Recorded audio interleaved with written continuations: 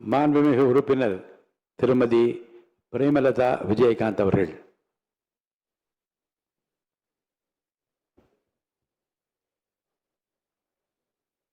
மாண்புமிகு முதலமைச்சர் அவர்களுக்கும் எதிர்க்கட்சி தலைவர் அவர்களுக்கும் இன்றைய அவைத்தலைவராக அன்ன போஸ்டில் வெற்றி பெற்றிருக்கும் அண்ணன் ஜேசிடி பிரபாகர் அவர்களுக்கும் துணைத் தலைவர் ரவிக்குமார் அவர்களுக்கும் இந்திய அவையிலே வீற்றிருக்கும் அனைத்து சட்டமன்ற உறுப்பினர்களுக்கும் எதிர்க்கட்சி தலைவராக செயல்பட்ட அண்ணன் முன்னாள் முதலமைச்சர்களாக இருந்த அண்ணன் எடப்பாடியார் அவர்களுக்கும் அண்ணன் ஸ்டாலின் அவர்களுக்கும் இந்த அவையிலே நாம் ஒரு மாண்புமிகு ஒரு அவை இது.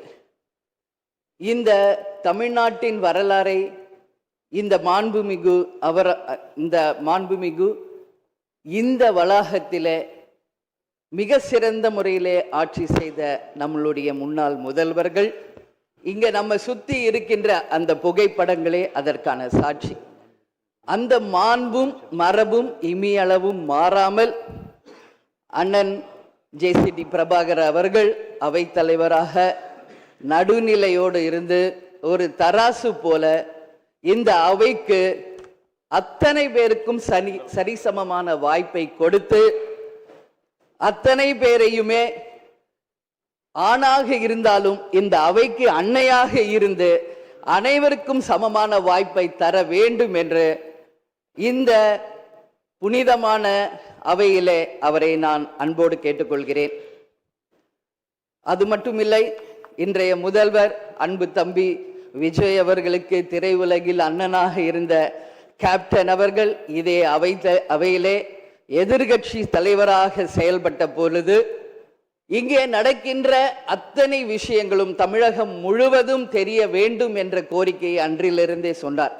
அதனால அந்த விஷயத்திலும் நடுநிலையோடு இருந்து ஆளுங்கட்சி சைடு மட்டும் கேமரா போக்கஸ் பண்ணாம சட்டமன்றத்தில் நடக்கும் அத்தனை நிகழ்வுகளையும் நேரலையில் தமிழக மக்கள் அனைவரும் தெரிந்து கொள்ள வகையில அந்த சரிசமமான ஒரு வாய்ப்பை ஏற்படுத்தி தர வேண்டும் என்பதை இந்த நேரத்திலே நான் கேட்டுக்கொள்கிறேன்.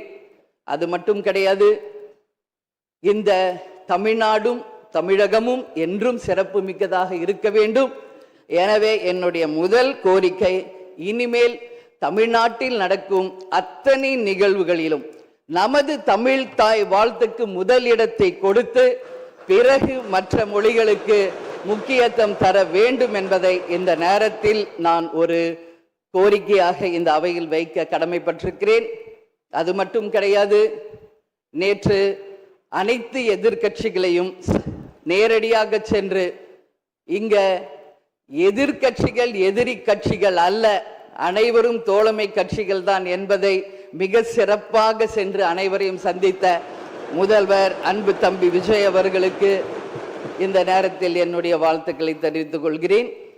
அது மட்டுமில்ல, இந்த அவை தமிழ்நாட்டுக்கும் தமிழக மக்களுக்கும் நீதியையும் நேர்மையும் நிலைநாட்ட வேண்டும் என்பதையும் இந்த நேரத்தில் தெரிவித்துக் கொண்டு, நாளை நடக்க இருக்கும் பெரும்பான்மையில் வெற்றி பெற்று அன்பு தம்பி விஜய் அவர்கள் மிக சிறப்பாக நம் நாட்டிற்கு பணியாற்ற வேண்டும் என்பதை இந்த நேரத்தில் நான் தெரிவித்துக் கொள்கிறேன்.